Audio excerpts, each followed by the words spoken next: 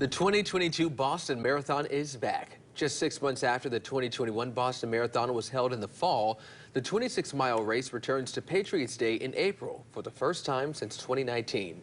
And there's a man from Grand Rapids running this race this morning. The story behind what got him there is a really powerful one. We have Brittany Flowers here in the studio with how he's running to raise awareness. Good morning. Good morning, Teresa and Donovan. Nick Acosta had to work really hard to make it to today, but his efforts aren't done after he crosses the finish line.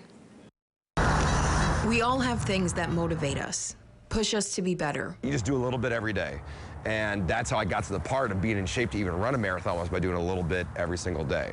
Nick Acosta started running when he was 15. It was one of those things where it's like, oh, I don't know if I can do a 10K, and I did 10K. I don't know if I can do a half marathon, I did a half marathon. Marathon's too much, and this is my 4th marathon coming up. He's part of a small percentage. Marathon especially, not everybody really wants, needs, or can do.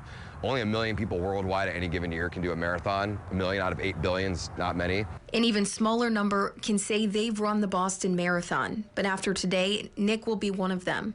However, for him, this race is personal. The charity he's running for hits close to home. When I saw that American Liver Foundation was a sponsor, I was like, that has to be the one. So I only applied to them. I only intended to get accepted by them if I did. I didn't apply to any other charity because it just didn't make sense. Nick lost both his parents to liver cancer within just 4 years of each other. My dad died on my 25th birthday back in 2017. My mom just passed away in last June of 2021. His dad was 64 and his mom was just 60 years old. And it hit me hard because I just turned 30.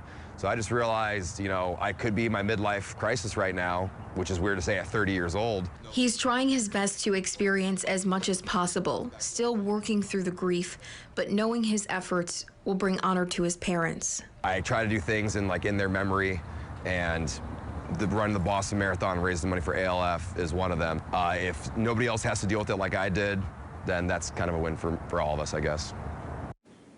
ALF's mission is to promote education, advocacy, and support services and research to prevent, treat, and cure liver disease.